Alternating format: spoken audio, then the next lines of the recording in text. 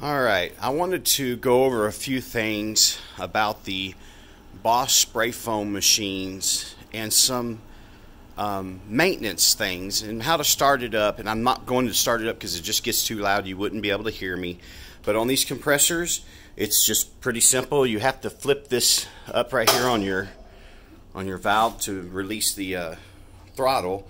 And then of course you got your choke here, and then you just turn the key to start it. And if your battery is dead, then you can just pull the rope, and once you got to start, turn off the choke, and you want to flip this back down. That'll engage the throttle. You can see how the throttle runs off that. So if it's full blast, it's going to be kind of hard to crank. Get your air compressor, of course check your oils and all that. Get your air compressor cranked up first, and then your transfer pumps will be in the barrel, but you want to lubricate these every day. So I just get some regular air tool oil, and I put it inside this female part of the quick connect and plug it in, and I lube these pumps every day on both sides.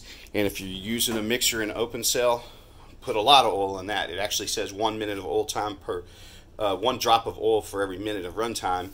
You could get one of those oilers that you can put in line. That would help. If you don't have one of those, then you can just load it up a lot with oil. It needs a lot of oil. On the generators that I use, simple, pull the choke and crank it. But you do want to make sure that your breakers are off on your panel before you crank the generator. I don't like the surge of power hitting the equipment and stuff, so I want the breakers off. And so you crank it and let the generator get warmed up where it's not pulsating, or and it idles out good. And then you come over here and turn on your breakers, and then you can turn on your hose heat, but unroll your hose. Unroll the hose completely. It will void your warranty if you do not unroll this hose completely. It just gets too hot, especially on the bottom layers. The copper wire that heats the hose can melt into the hose, so that is a rule. Unroll that hose. So you got your pumps plugged in, and you got to make sure the valves are in this position, which is on. So if they're like that, you need to make sure they turned on. Make sure your supply valves are on, and these valves right here would be closed. Your hose is on, and you want to set it to whatever temperature the manufacturer of the material says. So you can press and hold the button on the left, and you can scroll by just pushing these up and down arrows to adjust it to the temperature you want. So once you got that, and you can turn on your other heaters. But there's another maintenance thing I want you to do, and how you maintain this pump is you would hit this trigger or this toggle switch right here, just real quick, just like that, first thing in the morning. That'll raise this pump up, and there's a shaft on the pump, and it's kind of like this metal shaft right here.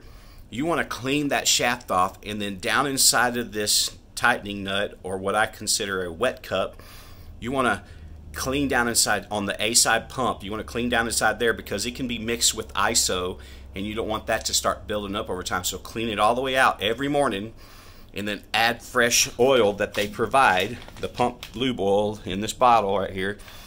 They'll provide it with the machine. It's basically a throat seal liquid. You want to add oil and bring it up right to the bottom of these holes inside there, so that that shaft is getting fresh oil as you're running it all day. Over here, not necessary on the B side to really clean the shaft and all that, because B side resin is an oily substance anyway. It doesn't crystallize like A side, but you still would want to make sure that you keep fresh oil in that cup. Just make sure it keeps oil in it. I keep my regulators at 100 to 120 psi. But anyways, so that's maintenance on the machine. You get that cleaned up, get it cleaned up, and add oil, and then you have all your heaters on, your hose is unrolled, and then you can turn on the cylinder, and it should pressure up. And you want to be paying attention to these gauges, and depending on what you're spraying, but usually anywhere from 12 to 1,500 pounds is what most people spray, or 11 to 1,500, somewhere in there. But you want to make sure these, before you start spraying, are equal. If they are not, you can open one valve just a little bit like this, just to kind of, whichever the high side is, just to balance them out. That takes a little practice, but start out equal, and then you're ready to spray. You come to your gun, and the first thing you want to do is turn on your air valve right here. And then I teach people to open their valves with the gun in this position, upside down, and not, if you do it like this, and if one of these O-rings are bad, it can shoot you in the face. So I want you to be safe and do it like this and just crack the valve. These are your valves. Do not open the side. Open it right here on the bottom of the manifold. These are your shutoff valves. I want you to crack it open and make sure there's no leaks and nothing blowing out the tip.